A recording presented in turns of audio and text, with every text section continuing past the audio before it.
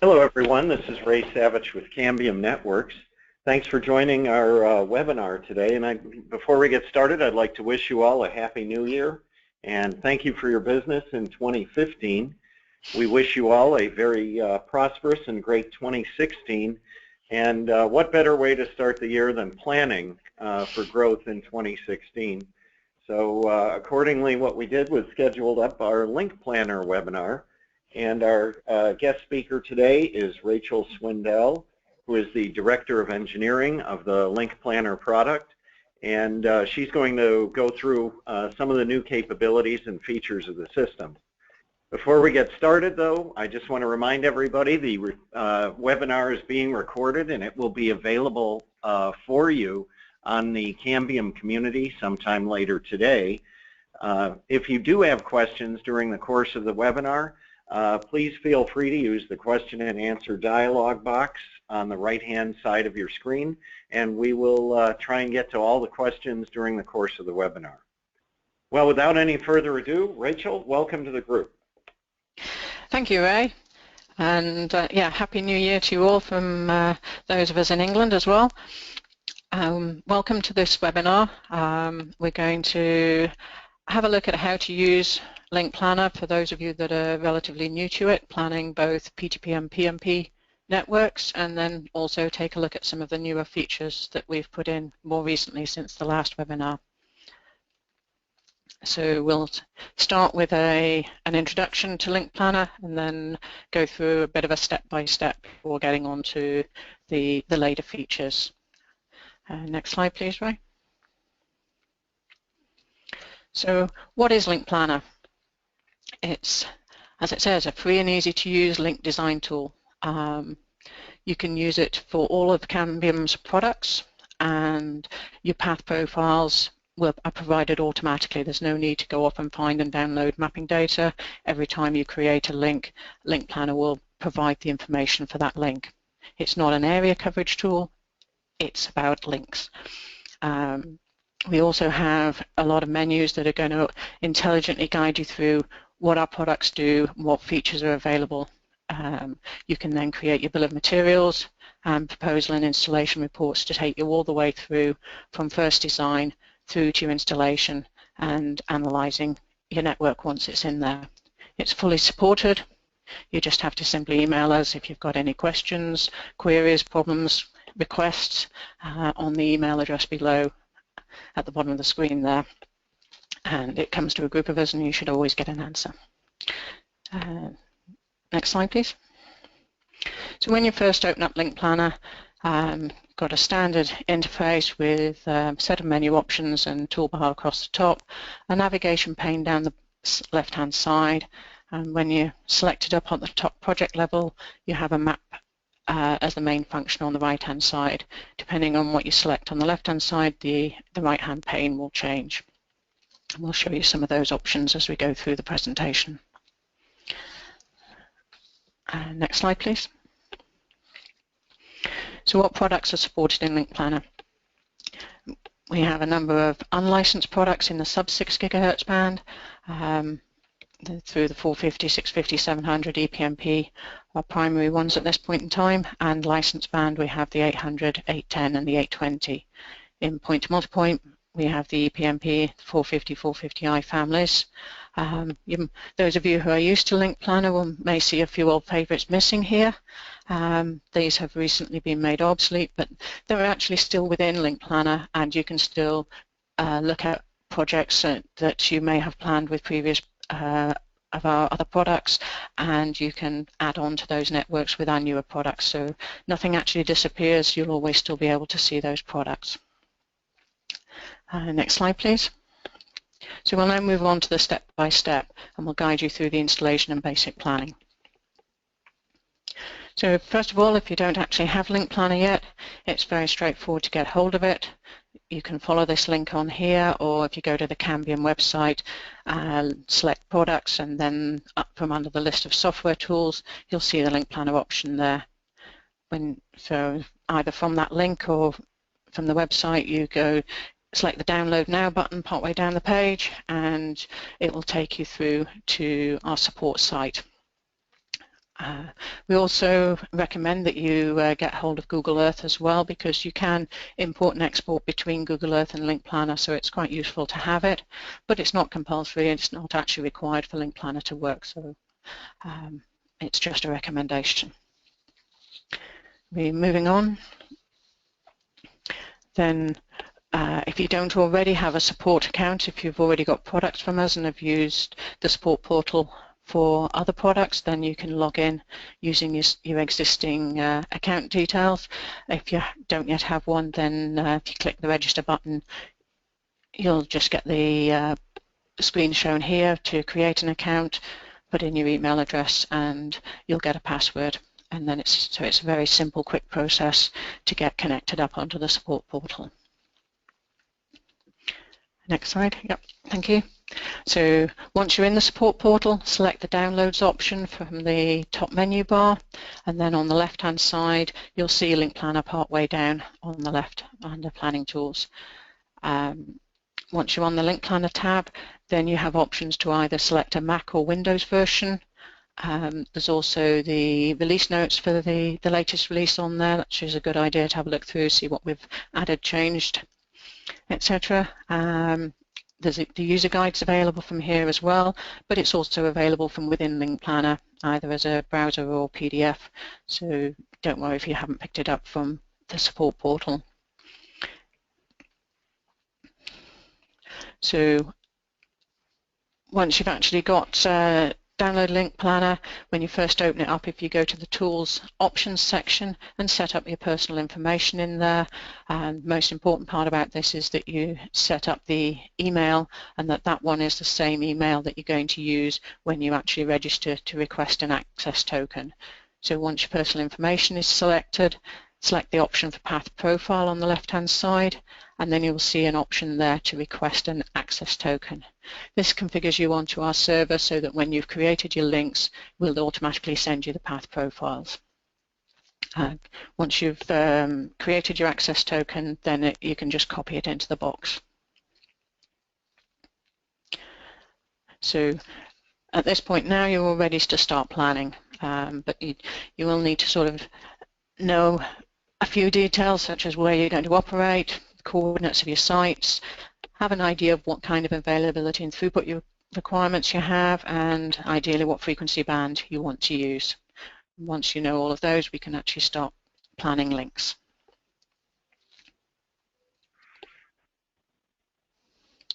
So just as a quick summary here of what we're going to go through, and to show you side by side the PTP and the PMP planning process, so that you can see that the process is very, very similar for both PTP and PMP planning. So once you're familiar with one, it's quite simple to apply it to the other. And as we go through this presentation, we'll do some things on PTP and some on PMP, but the process is pretty much the same.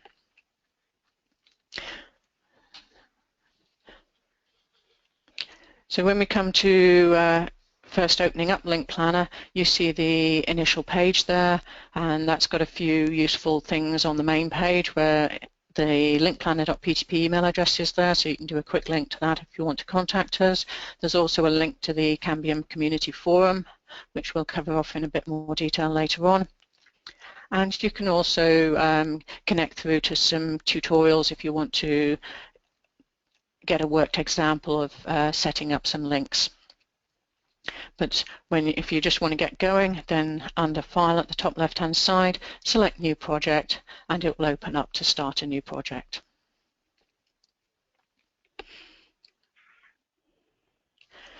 So the first thing we need to do is get some sites in.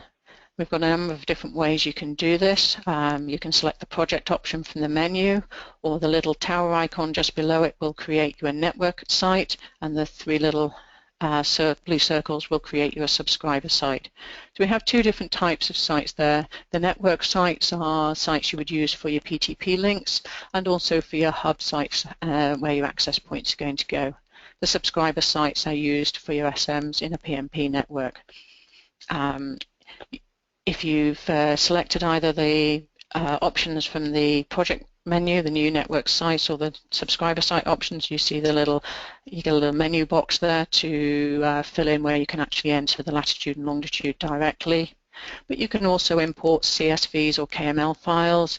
If you're looking at the Google Map option, you can just point and click directly on the site. And we also have options through the CSV where you can bring in links for either PTP or PNP, so the links are already allocated, the two ends are connected, and the formats for those are shown in our user guide. Also, if you've created just one list of sites, you can also convert sites quite easily just by right-clicking on them and either changing them from network to subscriber or duplicating them if you want them as both. So once you've got some sites in there, then we can start creating links. Again, there's different options you've got from the menu bar. You can select the link icon up from the toolbar, and that will bring up the pop-up box you can see on the right-hand side here, where you can choose the two links. Or on the offline map the offline map itself is a very powerful feature where you can get access to quite a lot of things. And here again, you can either use a link icon on the map toolbar, and then you can just select a site and drag down to the next site, or you can right-click on a site and say pick the Create Links from Here option and select it down to the next site you want to connect to. So that's very quick and easy. And as soon as you create the link, LINKPlanner will request the profile from our server, and it will be added to the link. So pretty much by the time you've got into the next step to actually start defining the link, then your profile will be already populated into the link. So if we move on to defining the PTP link, so if you select the link from the navigation window or double click on it on the map, you'll get this, the window will change to give you the definition page here. Now we need to work, it's very important we work from top left to bottom right, so we start and work across the page, starting with the frequency band, because everything else there, the menu options that you will see and the options within each of the drop-down boxes will change depending on the options you've chosen previously. So we will intelligently work out from the previous options you've made what the product supports and what options you can still have access to. And it will add new ones or change them depending on the products you've chosen. Just within the configuration at each end, just something to bring to your attention, you have some user limit boxes there next to the maximum EIRP and maximum power. We sometimes see people trying to set these to higher values. The user limits only work to provide a restriction from the default maximums shown, because the default maximums we provide are the highest that are possible based on your product selection, your country limitations, bandwidth and modulation settings. And also there's an additional limitation to ensure that the power at one end of the link isn't going to provide a higher receive power at the other end of the link. So there's a number of automated things that are working in the background to ensure that the values we provide are the maximum you can use for that link. But if you want to actually further restrict those, then you have that option by selecting the user limit options. In the performance summary section, you can set your required throughput and availability targets, and the availability predicted in the adaptive modulation will be for the modulation mode, the lowest modulation mode that will actually support the throughput, the required throughput you've requested. If you're actually working in a fixed modulation mode, then it's not necessary to set the max IP required, because that won't change anything. You just need to set the availability you're looking for. We can see that in this link I've set up here that the IP availability predicted is in red and shows that this doesn't meet our requirements. So at this point now we need to move on and optimize the PTP performance. And we can do that by changing the antenna size. So if we increase the antenna size to a 3-foot dish and look at the next slide, then we can see that the performance has improved. So now we can see that we've increased the predicted availability. It's changed from red to black, and the link's happy and meets the performance that we've asked for of it. In the performance details, we also show the information in either chart format, as you can see here, or you can select the details tab and see a tabular format based on against each modulation mode. But these provide some sort of different ways of actually looking at the more details of the performance of the link. So that's a quick overview of some P2P links. So now if we're going to actually create a PMP network instead, what we need to do is to start by adding a hub site to one of the network sites we've created. Again, we've got different ways we can get to this, from icons on the toolbar, showing which will bring up a menu option there that we can see on the right hand side, or from the map where you can right click and create a hub. We only need to create one hub site for each network site, because they're just a sort of container that includes all the access points that are going to be on there. It's just a holding point, but it also allows us to allocate additional equipment to that site, which might be shared amongst multiple access points. So it's just a hub site's just a convenient place for us to allocate lots of equipment that's all going to be at the same physical location. So if we move on from there, as soon as we create a hub site, we will automatically create the first access point. So what we really need to do then is to configure the main parameters of this access point. And you can see in this little list here that we have in the middle of their access points, you can see the primary parameters of that access point, and you can configure them from here. But it's actually possibly easier if we go on to the next slide and look at the detailed AP parameters. So here we see a design window that's very, very similar to what we just saw with the P2P links. And on here, again, we want to follow that same principle of working from top left, moving across left to right, and then moving down the screen. It's very important that we set the max range correctly for a PMP access point, because that's going to dictate which subscribers we're allowed to connect to from across the network area, and also to get the antenna azimuth correct, because again that's going to have an impact as to which subscribers we can connect to. As you move across, you will see that there's some hover help over some of the boxes that's going to tell you the valid range of parameters. And one of the other things on an access point, when you come into the antenna configuration, the antenna selection only allows you to select Cambium antennas. This is because we have incorporated within LINKPlanner the 3D antenna pattern of these antennas, which we use to determine the actual gain to each of the subscribers. So it's not possible at the moment anyway to add third-party antennas for the access point. At the bottom of the screen here, you'll see there's a section on channel selection. We'll discuss this in more detail later on in the presentation. Sort of as a sort of quick hint to some of the other more advanced tools we have on here, if you were to go into the navigation pane under product configuration, you could also select a PMP equipment template. It would show you a window very similar to this, but it would allow you to set up a default set of parameters for an access point, such that each time you then created new hub sites and new access points, if you're always using a similar equipment, similar band, these parameters could already be pre-configured for you, and you can set up a number of different templates and then choose which one you want to be the default one for new access points that you work from. So we've got one access point in, but it's usual that we're going to have more than one access point on a hub site.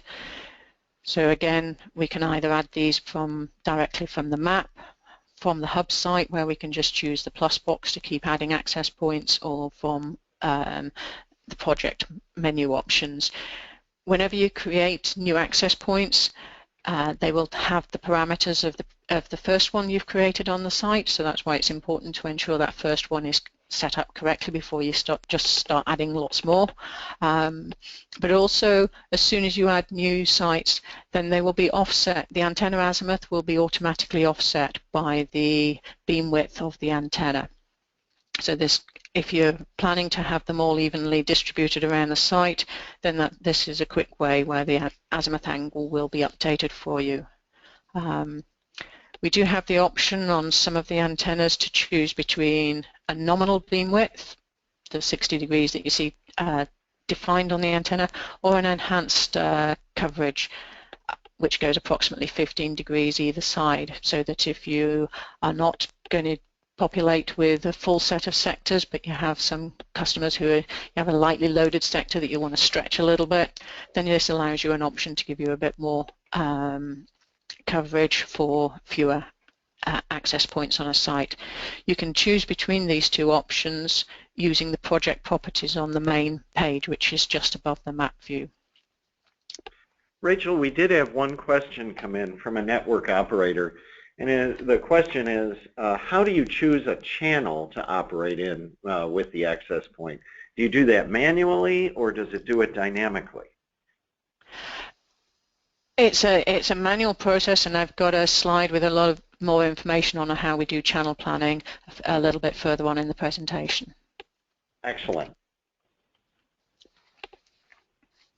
Okay, so we've now set up the access points on the site. So what we want to do now is to attach the subscribers to those access points.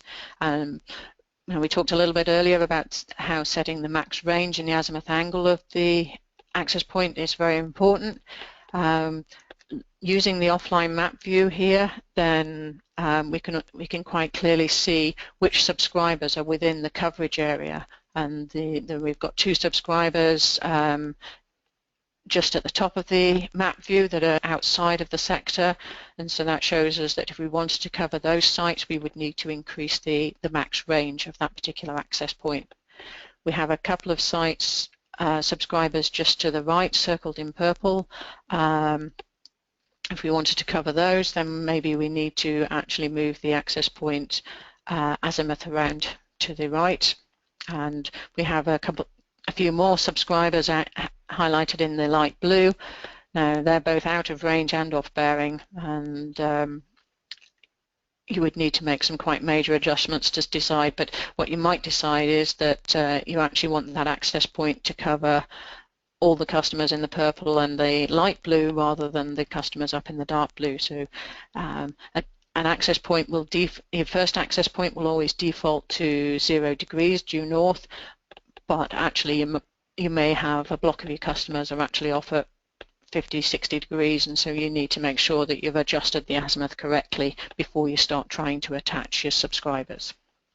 So once you're sure that you've got subscribers covered by your access point, then we can move on to attaching them to the AP.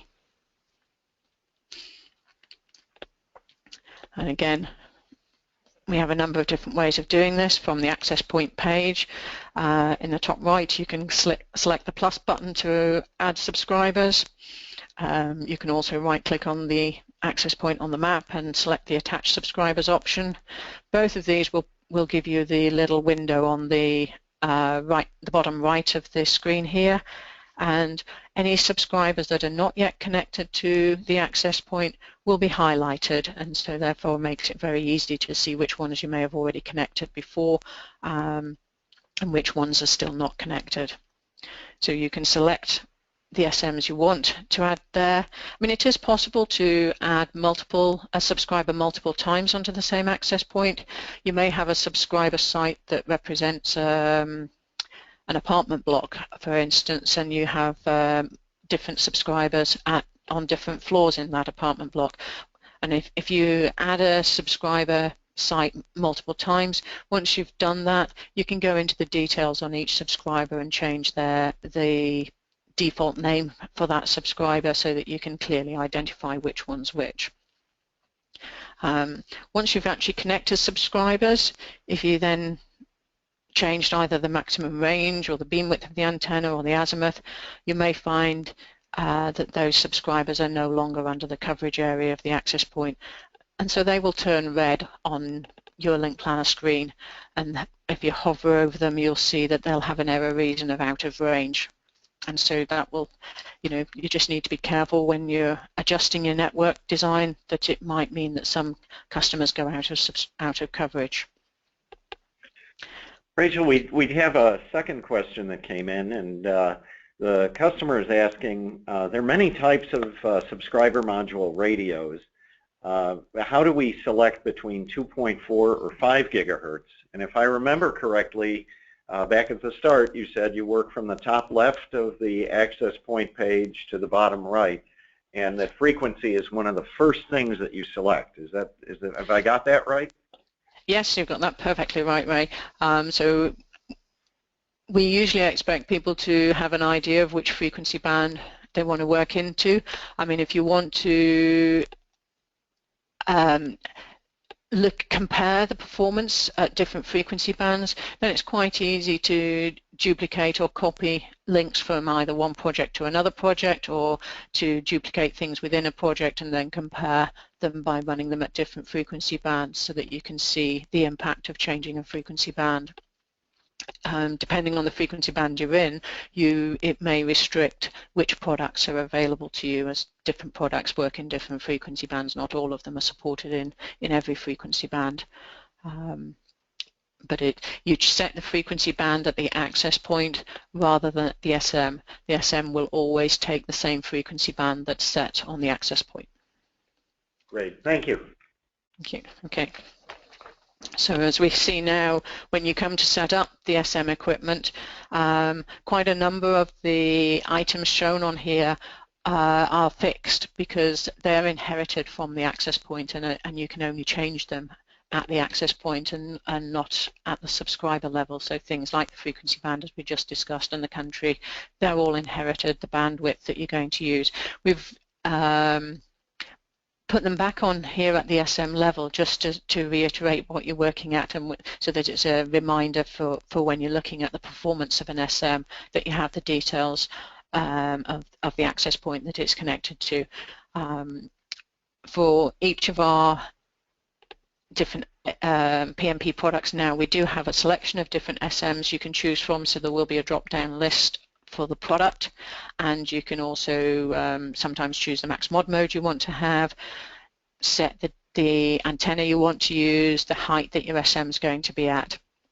So there's a few things that you can configure.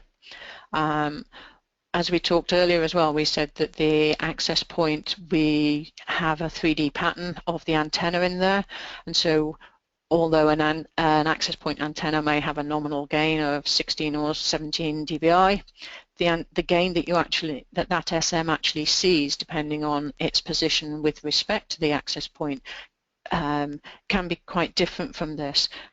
And so in the antenna configuration section in the middle of this page on the right-hand side, you can see the AP antenna gain. And at that point, that's where we actually show you what we predict is the antenna gain that SM will see from the AP. So that we're showing you both the SM antenna gain and the AP antenna gain at the subscriber level. Okay, and we did have one other question that at what does terrain come into play here? Because the network operator is commenting that in the coverage of an AP, it's kind of a pie-shaped circular standard shape. Is the performance further modeled by the terrain profile on this chart, or is there some other place where that gets taken into account? Okay, when we actually just set up the access point to determine which subscribers we can try to connect, then at that point it is just a simple pie-shaped chart which is determined by the beam width of the antenna and the max range that you've selected. But when you actually come down and look at each SM in detail, then the path profile will be taken into account and any diffraction loss will be applied. So when you look at the performance of the individual SMs, then the profile of of the terrain is taken into account, and we're just about to move on to how we add obstructions and we look at the path profile. Oh, perfect. Thank you. Good timing. Well, good. The other question is, at what point do we take interference into account? So I'll move to the next slide for you there. Okay. Well, actually, could you just go back to the previous slide a second? Oh, sure. Because just there in the just below where the antenna configuration is, where we show the power section, there's actually a box there that says interference. And if you check that box, then you will get an option up to put in the background level interference at that point. So at the access point level and at the PTP link level as well, you have similar boxes available to you where if you know what the interference level is in the area, you can apply that within most of our PTP links. We have capabilities for you to measure the background interference, and then you can add that back into your link plan and see the impact on the performance. So we have the capability where you can add the interference in, and this has an impact on the predicted performance of the link in the summary below that. Okay, and that interference could be ambient interference, but you could also use that same function to deal with self-interference? Correct. You can use it for either. Perfect. All right. Thank you.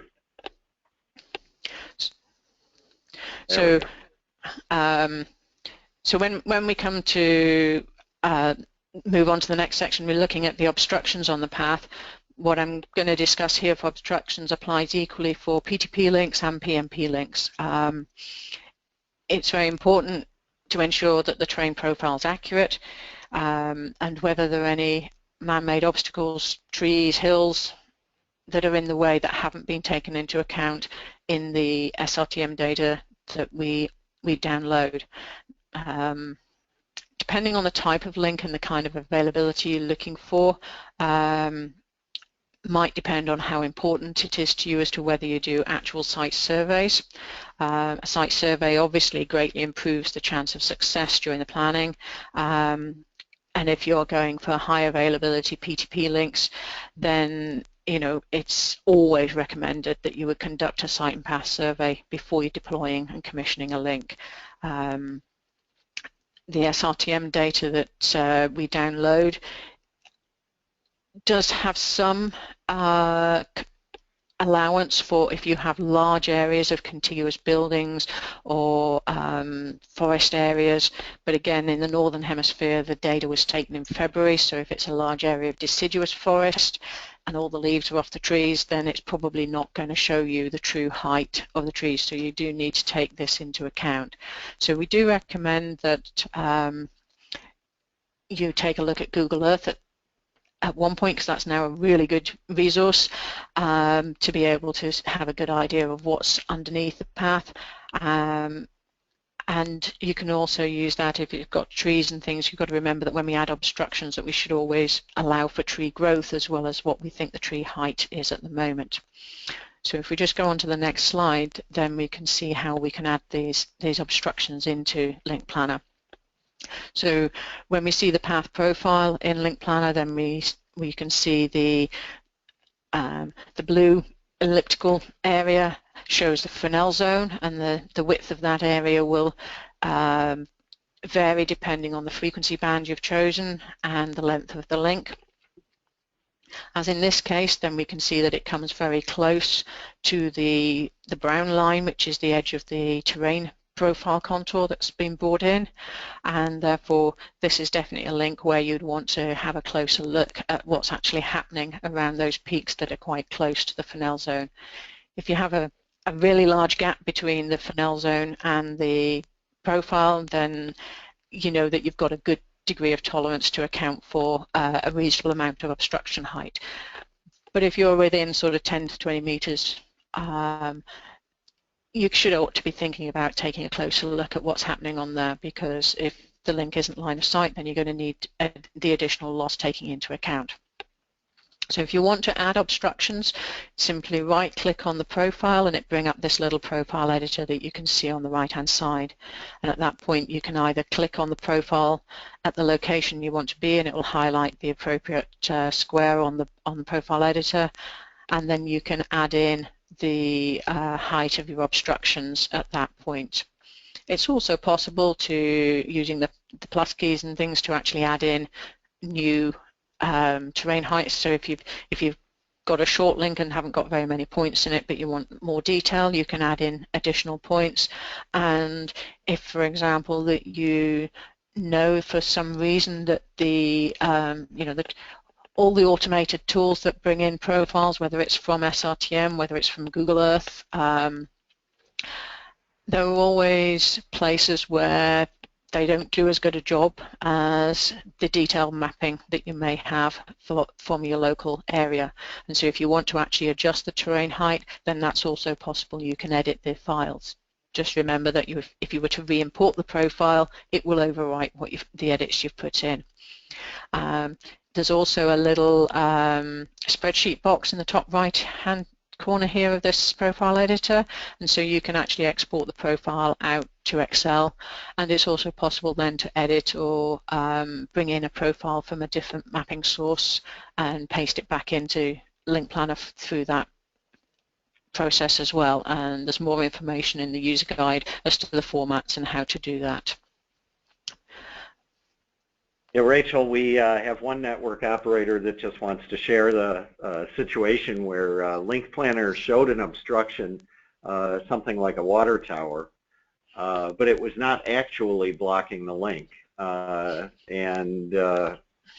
I think what we're talking about here is, keep in mind you're working with an estimation tool. Is that correct? That's correct, yes. I mean, we use a standard, it's a freely available set of data because we make it available to everybody. So there's usually license restrictions on most other data sets. It's continually being updated, and we've recently updated to the SRTM v3, I think it is, version. But they're taken from radar responses, and there are places where that doesn't always work so well, where you may get false readings coming back, and so there are some places where the data isn't as good as we would like. There's places where the averaging doesn't do as good a job as we would hope for. So there's never anything that beats local knowledge when you come to do this, and so it's always good to sanity check what you're doing. Absolutely.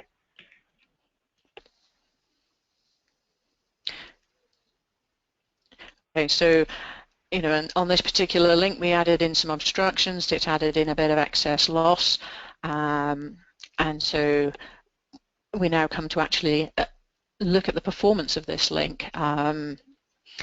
We have the capability now in PMP mode to set either a mod mode that we want to look at, or an availability. So the defaults for this is that it would default to the lowest modulation mode and 99% availability for a PMP link. But in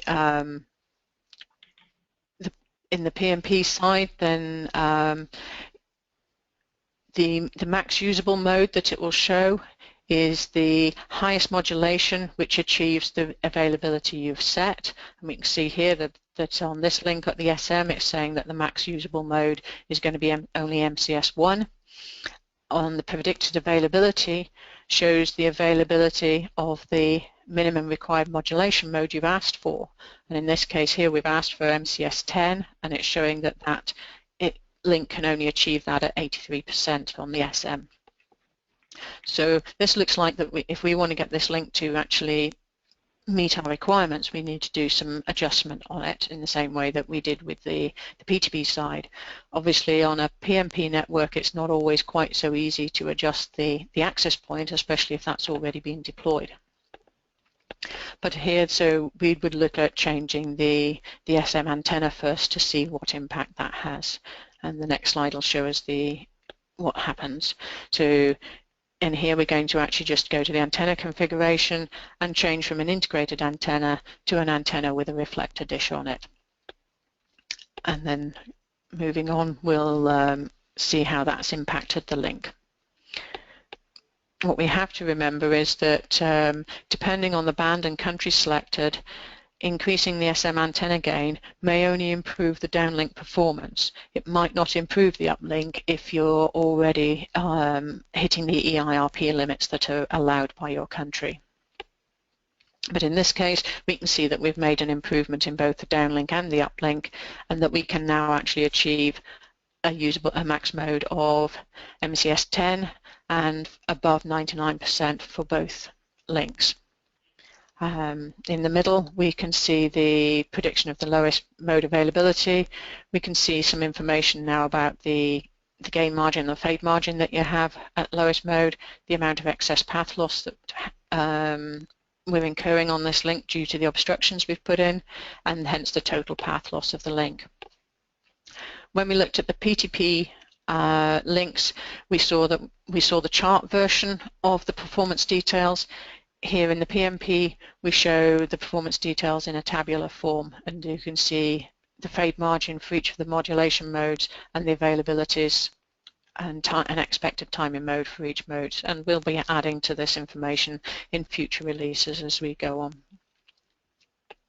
So that's just a quick way to look at how we might improve the performance of a single SM.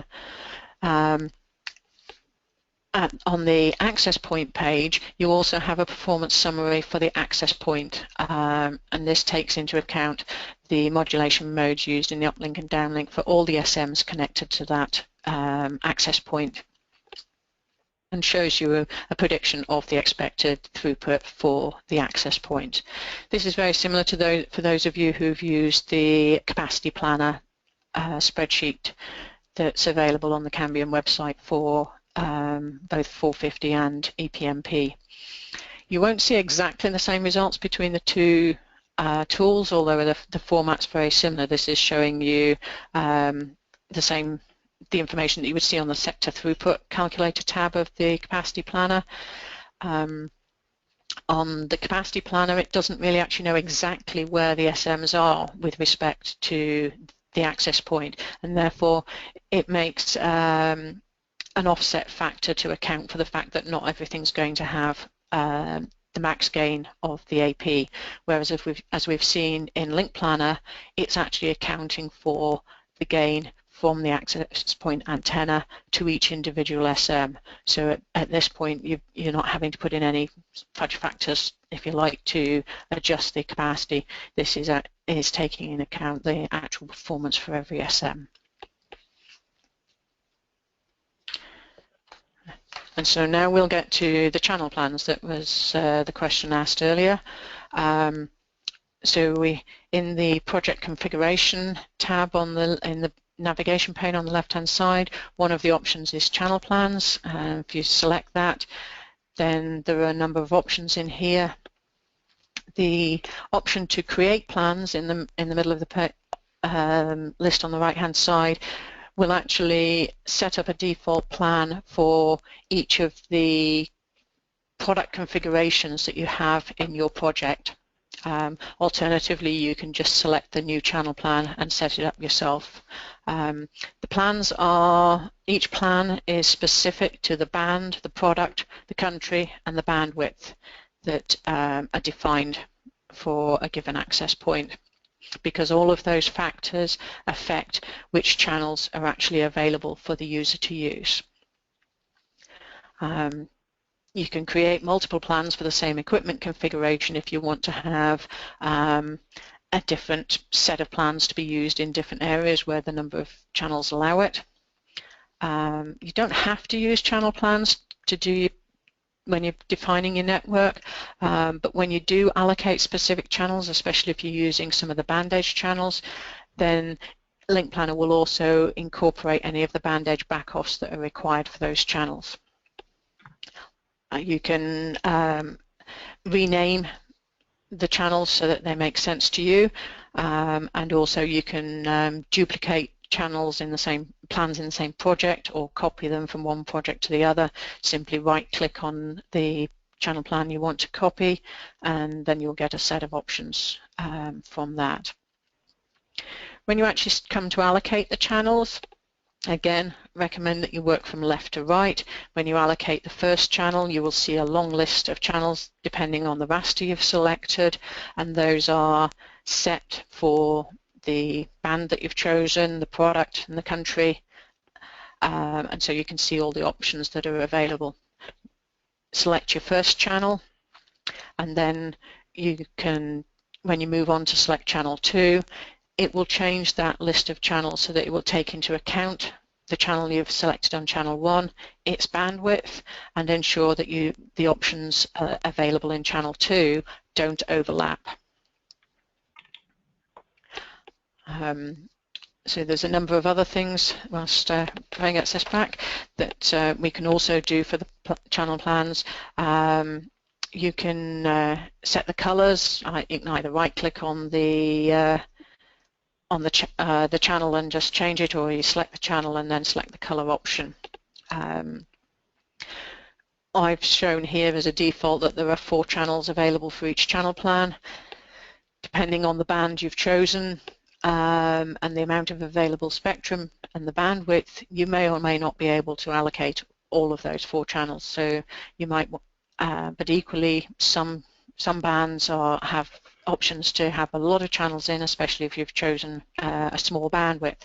So if you want to have more channels available, you can select the increase channels plus button, or select the decrease channels if you want fewer channels in your channel plan.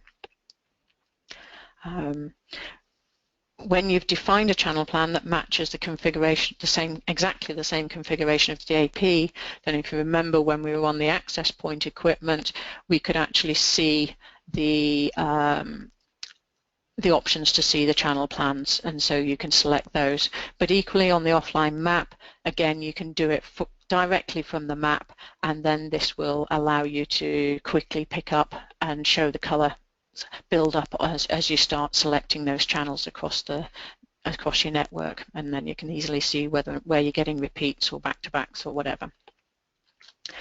So having done all of that, your network's pretty much designed, but what you want to know is your bill of materials. So again, on the navigation pane, you go down to bill of materials, and we can see it's split up into options for the equipment you need for your PTP network, the equipment you need for the network side of your PMP, so all your hub and access point equipment, and your subscriber equipment.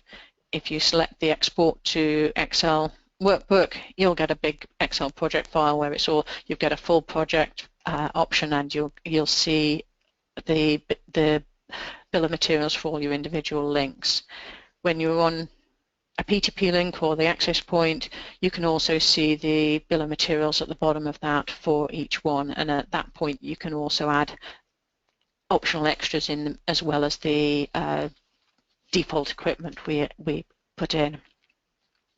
And then to finish up, when you're planning a network, you get into the field and install and optimize. Remember that Cambium does offer courses covering installation configuration, and that LINKPlanner will create you installation reports, so don't forget to give these to your installation teams to help them during the planning, during the installation and build of the network. So we'll now move on to just look at some of the new features we've put in, starting with some recent additions on the product side. So we've added in the Force 180 and the 200 antenna options for the SMs for ePMP. In the 450 family, we've added 900 megs to the 450i. We've also now added the ability to interoperate between 450 and 450i, so if you've selected 450 on an access point, you can now deploy 450i SMs, or on a 450i access points you can choose between the full range of 450 and 450i SMs. PTP 820 supports release 8.2 now, and we've added in the remote mount capability. That also gives you access to some of the larger antenna dishes that we've been using on our PTP 800, 810 products, so that brings in a few more options there. And on the general side, then we've added availability predictions to the SM. We covered that in the as we went through the SM definition earlier. Link formatting rules. So this gives pretty much the same things that we have already had for PTP. There's a knowledge base article on the Cambium community that takes you through more detail about how to configure and set those up. Following feedback from users, we've actually recently updated the format of the installation reports and separated it into 2 separate tables to separate out the physical installation information if you have a specialist installation crew going out, and then the commissioning information. We've also brought the BOM a bit closer up to the top of the installation report just to make it a little bit easier, but we appreciate your feedback on that.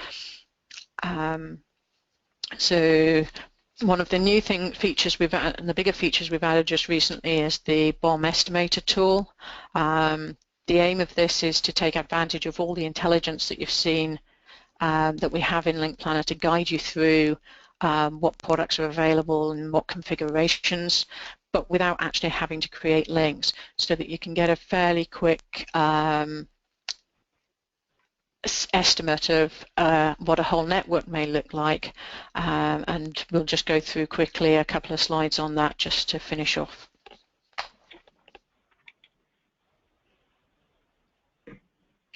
So again, it's the BOM estimator option is selected under project configuration on the left hand side, and then we have the top couple of tabs allow you to set up either PTP configurations or PMP configurations.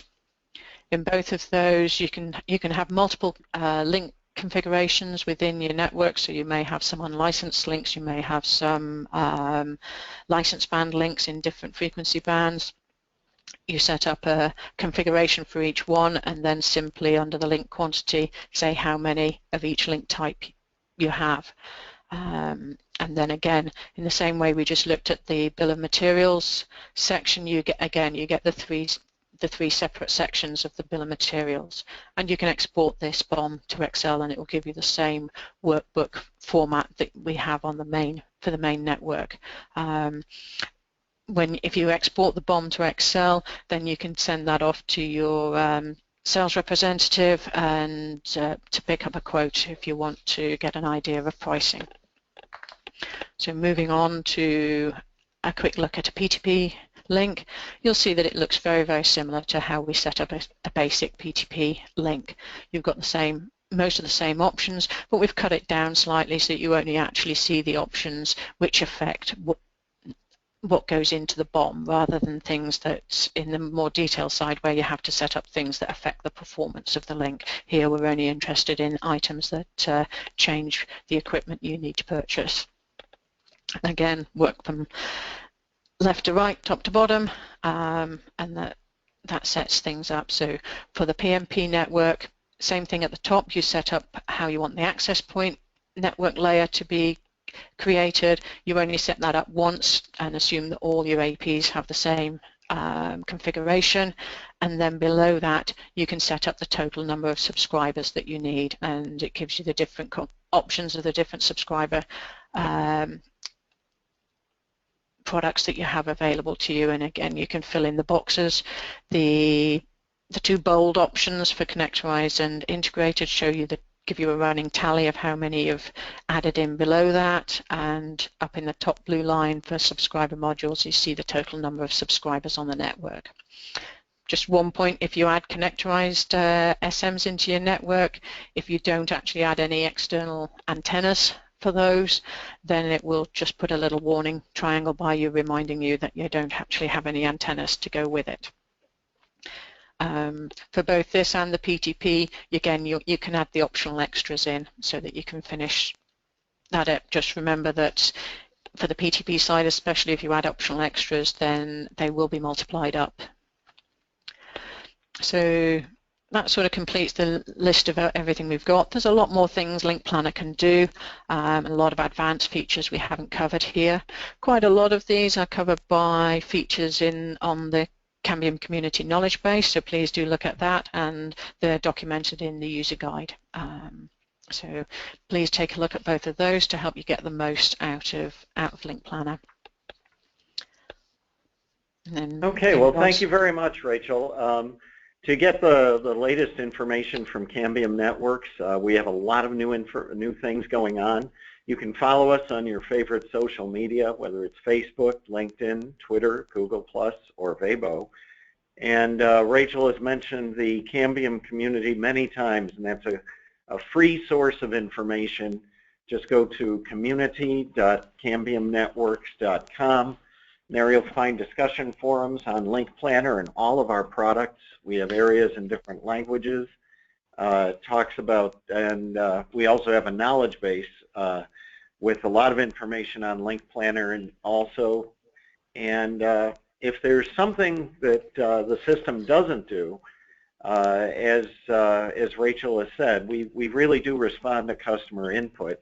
There's an area there where you can submit your development ideas, and we do review those prior to each software release. So a lot of the capabilities of the product actually reflect things that network operators need. In addition to that, we love hearing from network operators like yourself about what you're doing with our solutions. And we have an area called Your Stories where you can post screenshots, photographs, and share your experiences with LINKPlanner and our products. As I mentioned at the start of the webinar, the session has been recorded, and we will be posting that live to the community so that if you do have any additional questions, you can post those on the community.